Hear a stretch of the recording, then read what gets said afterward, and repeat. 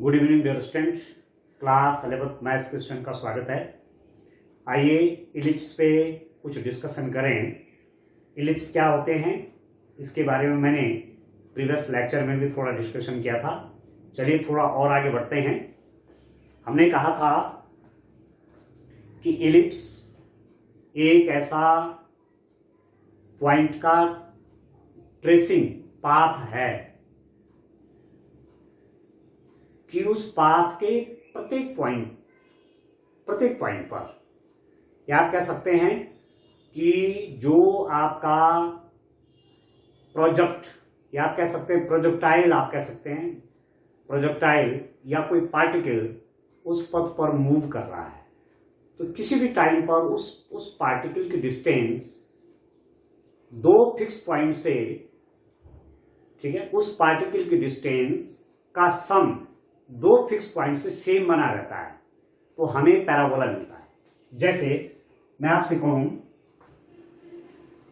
ये आपका इलिप्स है, ठीक है, इसका नाम है हिंदी में दीर्घवृत्त कहते हैं। दो fix point F1 and F2 दो फिक्स पॉइंट हैं और यहां जो पार्टिकल मूव कर रहा है, जिस पार्टिकल का पथ ट्रेस करके बना है, उसकी डिस्टेंस का सम कहां से, इन दो फिक्स पॉइंट से PF1 प्लस PF2, इस पॉइंट ने दूसरा पाथ लिया, ठीक है, एक दूसरा पाथ पॉइंट ने लिया, तो दिस इज इक्वल टू, आप इसको ज्वाइन कर लेंगे, इसको ज्वाइन कर लेंगे, QF1 plus QF2 that is also equal to, ये जो पार्टिकल किसी थर्ड पॉइंट पे चला गया R, तो ज्वाइन कर लीजिए RF1 प्लस RF2। जब ऐसी स्थिति होती है तो जो पाथ बनता है उसका नाम है इलिप्स, दीर्घवृत्त, ठीक है दोस्तों। और ये जो फिक्स पॉइंट हैं इनको बोलते हैं फोकस।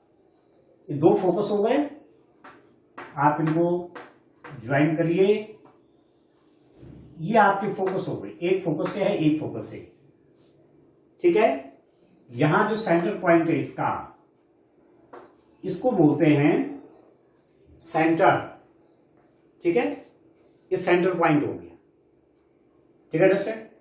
और यहां से लेकर के यहां तक की डिस्टेंस आपकी, इसे कहते हैं मेजर एक्सिस। मेजर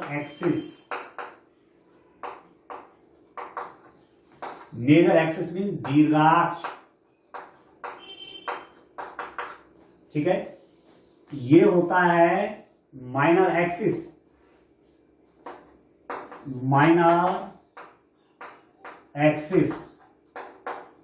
लघु अक्ष,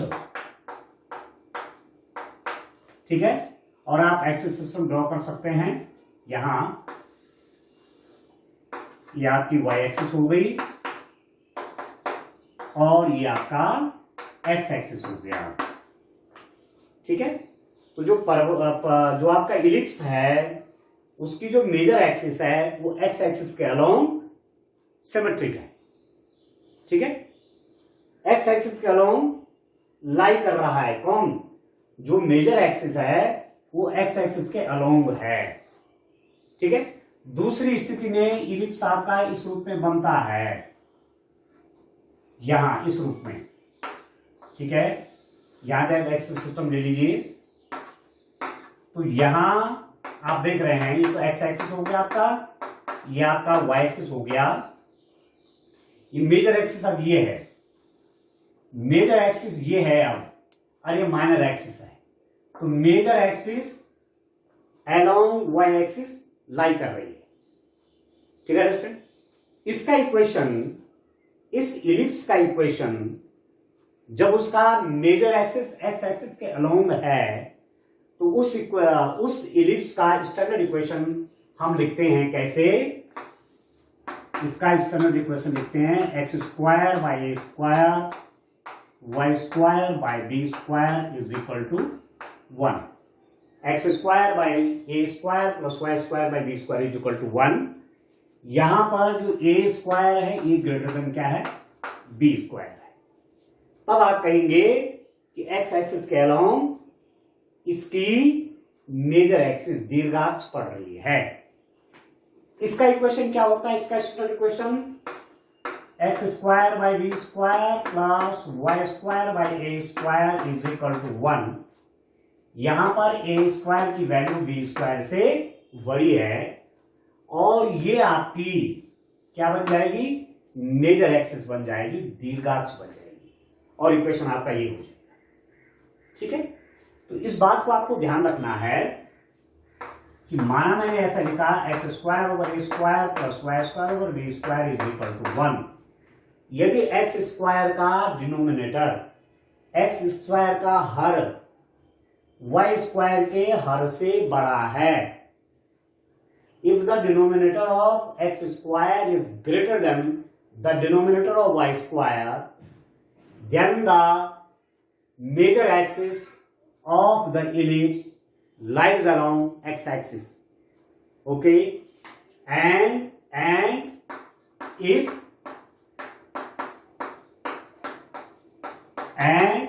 the denominator of x square is less than the denominator of y square, then the major axis of the ellipse lies along y-axis.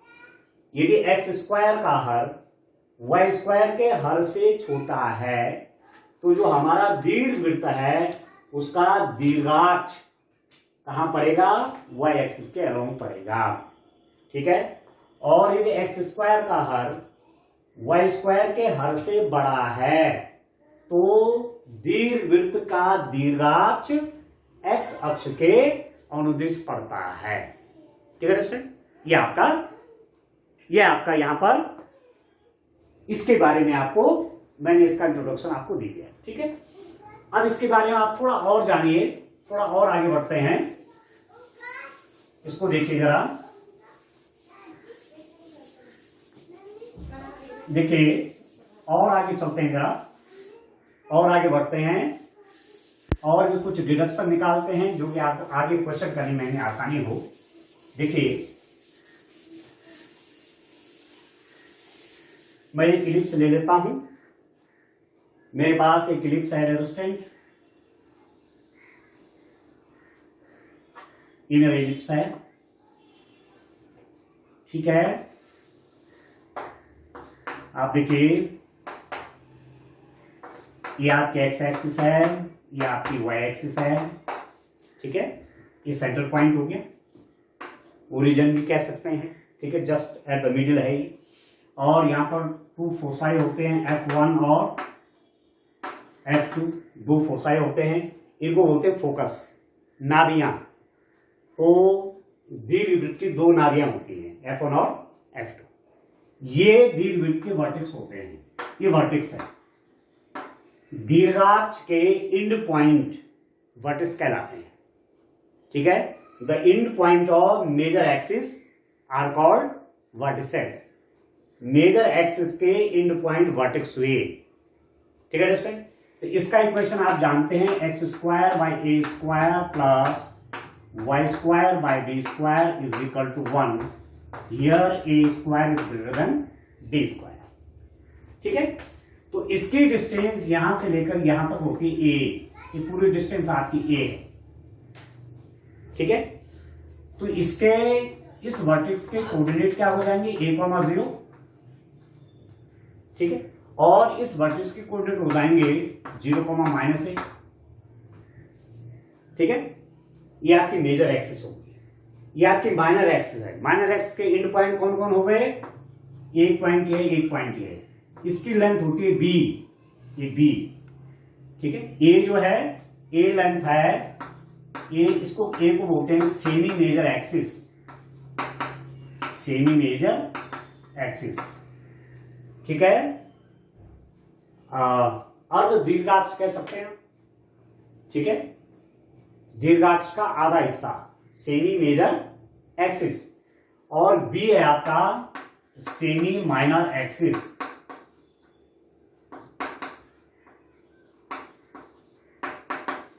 ठीक है, लघु अक्ष का आधा ये आपका बी है, और यहां से लेकर के यहां तक आपका ए है।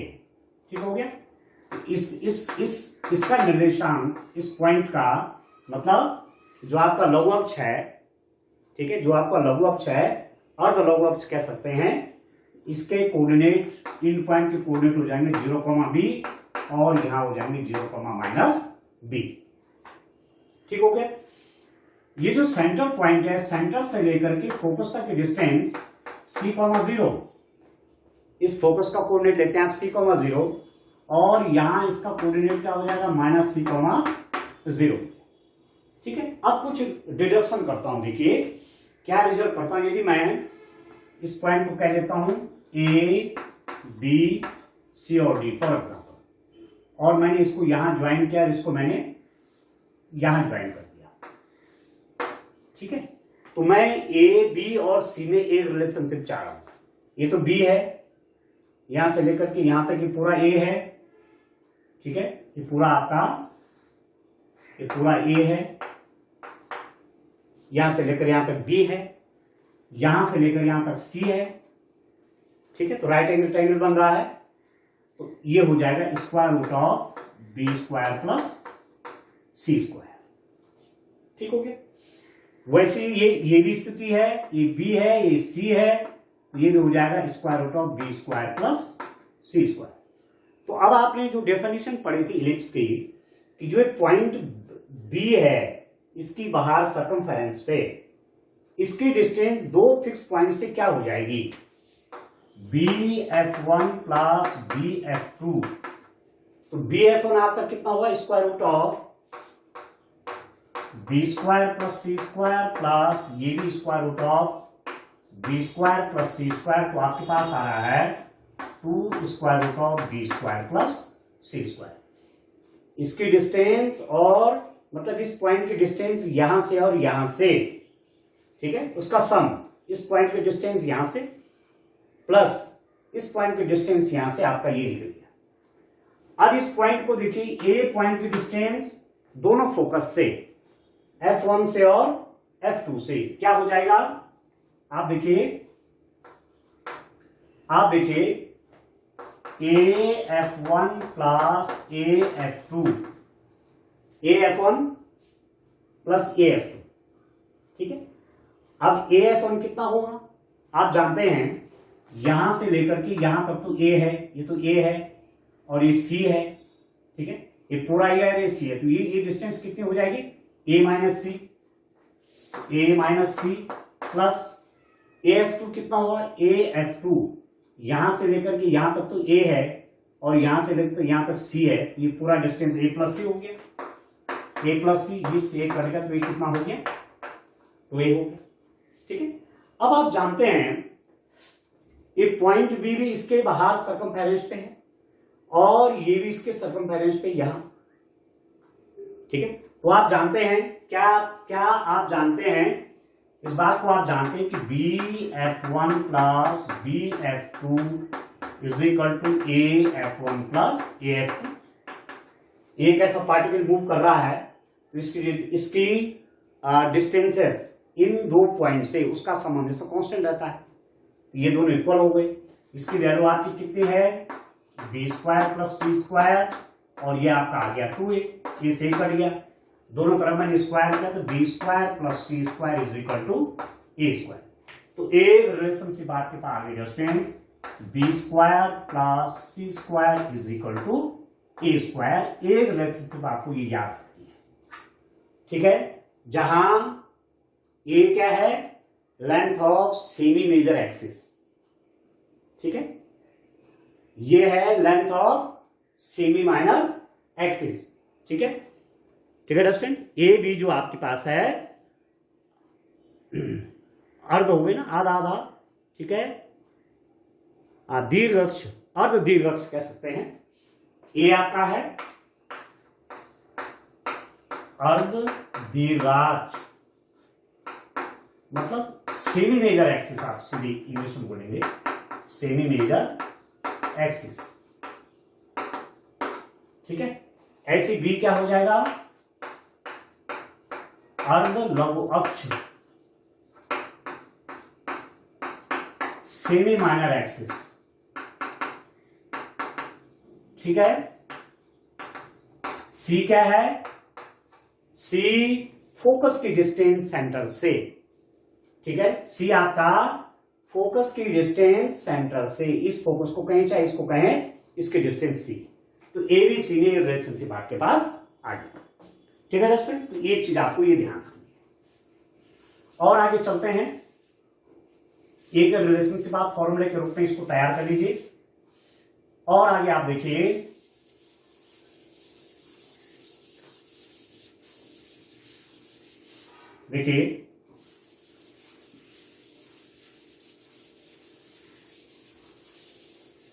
अब देखिए डियर स्टूडेंट, मैं निकालूंगा इसेंट्रिसिटी। इलिप्स है आपका, ये मेरे पास इलिप्स है, ठीक हो गया है।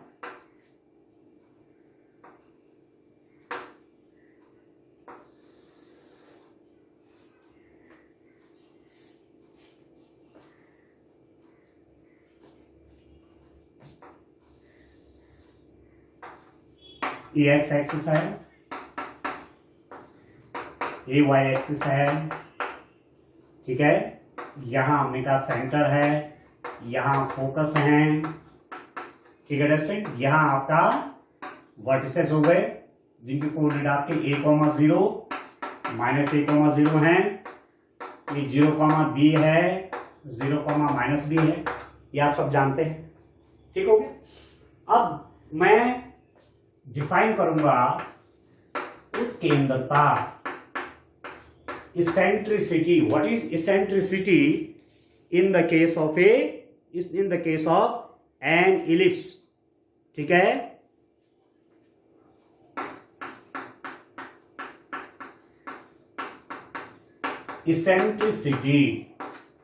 इसेंट्रिसिटी को ई से डिनोट करते हैं। ये एक रेशियो है जिसकी वैल्यू होती है C/A। इसेंट्रिसिटी को ऐसे डिफाइन करेंगे, ठीक है। उत्केंद्रता, किसी दीर्घवृत्त की उत्केंद्रता को इससे दिखाते हैं। C क्या है, सेंटर से फोकस की दूरी है। A क्या है, सेमी मेजर एक्सिस की लेंथ है, यहां से यहां तक A है, यहां से यहां तक कितनी है, C है। ये C है, ये A है, ठीक है। और आप यहां पर जानते हैं कि C की वैल्यू हमेशा A से छोटी होती है। इलिप्स के केस में C की वैल्यू, C तो है, A डिस्टेंस है, तो C is less than A, it means eccentricity is always less than equal to, eccentricity is always less than, ठीक है, eccentricity is less than 1। Ellipse के केस में एसेंट्रिसिटी की वैल्यू 1 से कम होती है, क्योंकि न्यूमरेटर छोटा है, डिनोमिनेटर बड़ा है, ठीक है। तो इसेंट्रिसिटी भी आपने यहां पर समझ लिया, E is equal to C/A, और आप कह सकते हैं कि C is equal to A। एक फॉर्मूला आपके पास ये, इसको इस रंग से देखें, चाहे इस रूप में देखें, ठीक हो गया। अब मैं बात करता हूं what is latus rectum of an ellipse. Ellipse का नाभिलंब जीवा क्या होती है, ठीक है। दीर्घवृत्त की नाभिलंब जीवा,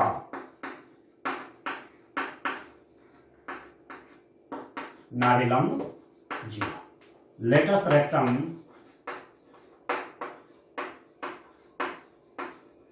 ऑफ एन इलिप्स, ठीक है। एक दीर्घवृत्त का नाभिलंब जीवा क्या होती है। अब आप देखिए डियर स्टूडेंट, यहां पर आप देखिए, ये हमने फोकस माना हुआ है, ये जो पॉइंट है आपका, ये फोकस है, ठीक है। एक ऐसा लाइन सेगमेंट, एक ऐसा रेखाखंड जो कि फोकस से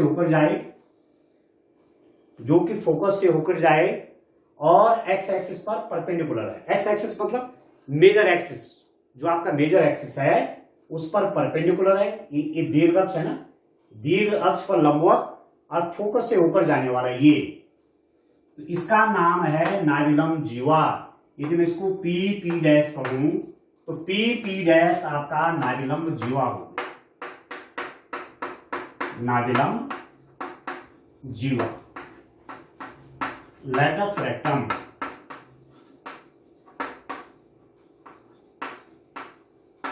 ठीक है दोस्तों, मैं इसकी थी लेंथ,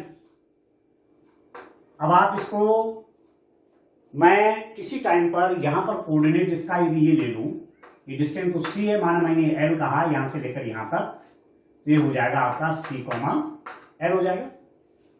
ठीक है, मैंने इसका कोऑर्डिनेट क्या माना, सी कॉमा एल। किसी इसका ये जो लेटेस्ट रेक्टम है, नाभिलंब जीवा है, उसका एक एंड का कोऑर्डिनेट क्या है, सी एल है। सी तो क्या हो गया, फोकस की डिस्टेंस है, और ये एल है। ठीक है, तो सी एल पॉइंट को आप हमारे पास जो एलिप्स का इक्वेशन है X square over A square plus Y square over B square is equal to 1, क्योंकि ये पॉइंट सी एल जो है ये किस पर है, एलिप्स पे है, इसलिए एलिप्स के इक्वेशन को सेटिस्फाई करेगा। तो x की जगह पे आप c कर लीजिए, तो C square by A square plus y के लिए लिख दीजिए आप L square by B square is equal to 1। This implies that L square by B square is equal to 1 minus C square by A square. ठीक हो गया, तो आपके पास क्या आ रहा है, L square by B square is equal to, इसकी मल्टीप्लाई यहां कर लीजिए, A square minus C square over A square. ठीक है दोस्तों, और अब आप क्या आ जाएगा, यहां से आप देखिए इस इक्वेशन से आप ए स्क्वायर माइनस सी स्क्वायर की वैल्यू ले सकते हैं। ठीक है, क्या आ जाएगी, यहां से आप लिख सकते हैं कि A square minus C square is equal to B square. इसको राइट हैंड साइड में ले लीजिए, A square minus C square is equal to B square, तो आपके पास आ गया L square by B square is equal to A square minus C square B square, B square over A square. This implies that L square is equal to, इसकी multiply हो जाएगी b to the power 4 over a square. This implies that L is equal to square root ले लीजिए b square by a।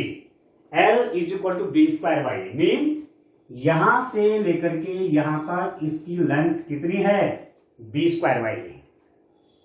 ठीक है, तो latus rectum कितना हो गया, इसका जस्ट डबल है, ये तो लेटेस्ट रेक्टम है, तो पी पी डैश कितना हो जाएगा, लेटेस्ट रेक्टम आपका कितना हो जाएगा जस्ट टाइम, आप लिखिए इसको, उस लेंथ को आप देखिए, length of latus rectum, length of latus rectum. ठीक है, नाभिलंब जीवा की लंबाई, नाभिलंब जीवा की लंबाई क्या हो जाएगी, इज इक्वल टू 12। यहां से यहां तक एल है तो पूरा कितना हो जाएगा, ये 12 हो गया। 12 तो देखिए 2, अब ये है क्या, बी स्क्वायर बाई ए है एल की वैल्यू, तो 2b स्क्वायर बाई ए, ये आपका लेटेस्ट रेक्टम हो गया 2b स्क्वायर बाई ए। तो ये सब आपको ये फॉर्मूले बन गए। लेटेस्ट रेक्टम को जो मैं कैपिटल एल से भी दिखाऊं, capital L is equal to 2b square by A, ये लेटेस्ट रेक्टम की लेंथ आ गई। ठीक है दोस्तों, अब आप देखिए इस ढंग से आप यहां इनको करेंगे, इन क्वेश्चन को करेंगे। अब चलिए एक क्वेश्चन मैं कर लेता हूं, एक क्वेश्चन लेते हैं रेजिस्टेंट।